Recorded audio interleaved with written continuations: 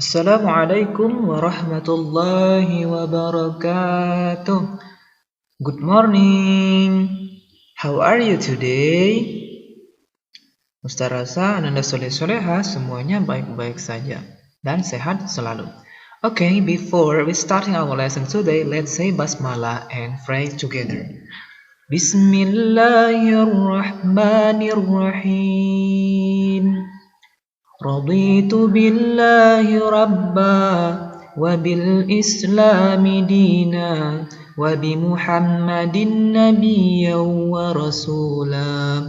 Rabbi zidni ilma warzuqni fahma waj'alni minas salihin.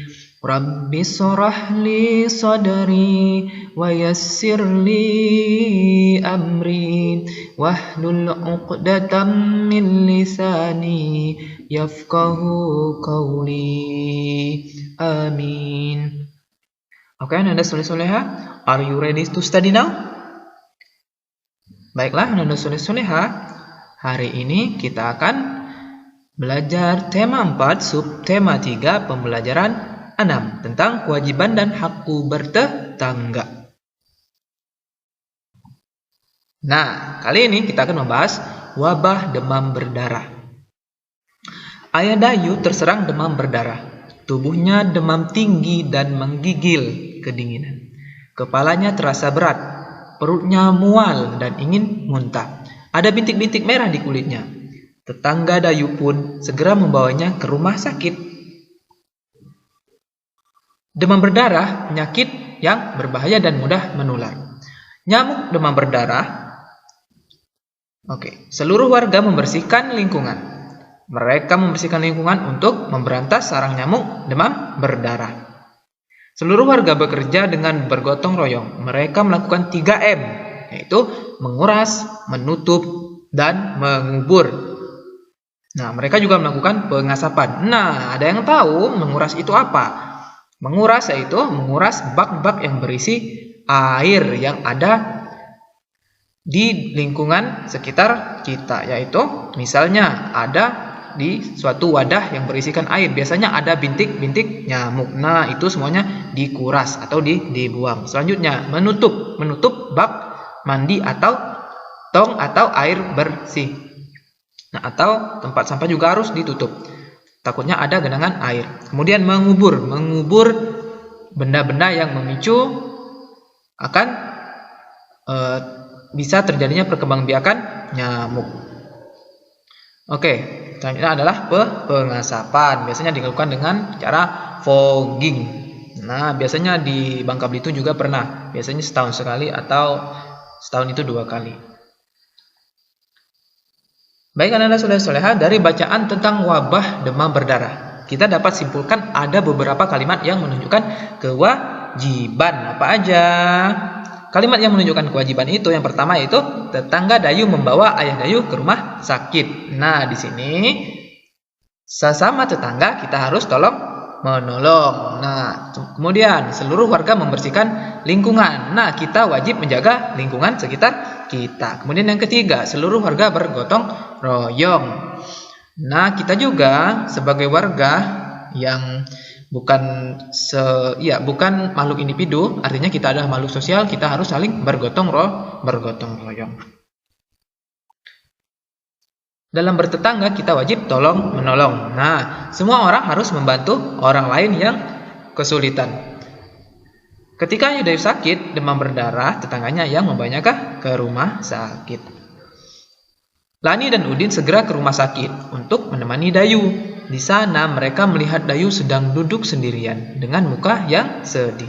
Dayu merasa sedih karena ayahnya sakit. Ia juga memikirkan pesanan bibit bunga sedap malam. Dan ia dan ibunya seharusnya menyiapkan pesanan itu. Nah, apa yang sebaiknya Lani lakukan? Terus, apa yang akan Lani sampaikan kepada Dayu? Ada yang tahu apa aja? Ya, yang pertama Lani membantu Dayu menyiapkan pesanan bunga sedap malam. Terus yang kedua, Lani senang membantu Dayu dan dapat membuat Dayu gembira kembali. Yang tadinya sedih kemudian dibuat menjadi gembira. Ayo kita mencoba. Perhatikan, ada 800 buah bibit sedap malam yang harus dikirim. Nah, Ibu Dayu sudah menyiapkan beberapa kotak kardus. Setiap kardus harus berisi bunga sedap malam yang sama banyak. Nah, soal yang pertama, berapa kardus yang dibutuhkan? Terus yang kedua, berapa banyak bibit dalam setiap kardus? Coba kita cari kemungkinan. Nah, dua kemungkinan jumlah kardus yang dibutuhkan dan banyaknya bibit dalam setiap kardus. Ada dua kemungkinan, bisa 3, bisa 4. Namun kita gunakan dua kemungkinan saja. Nah, kita menebak. Lihat. Lihat, di sini ada 800, di sini juga 800. Berapa dikali berapa hasilnya 800? Berapa aja? Coba. Nah, berapa kardus yang dibutuhkan? Nah, lihat. 20. Coba, kalau kita kasih 20, berarti berapa dikali 20 hasilnya 800? Bisa juga 800 dibagi 20 berapa?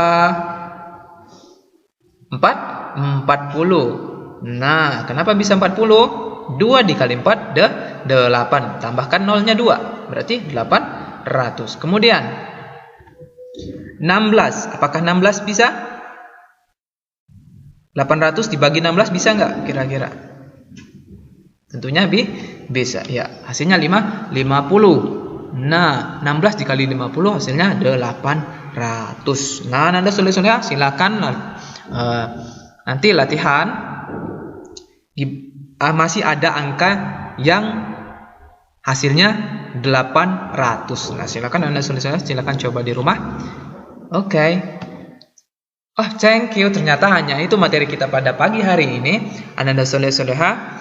Semoga saja besok kita bisa bertemu kembali dalam kelas kita dengan materi yang berikutnya. Baik anak-anak soleh-soleha, terima kasih atas perhatiannya. Ustadz akhiri, wabillahi taufiq wal hidayah. Wassalamualaikum warahmatullahi wabarakatuh. Thank you.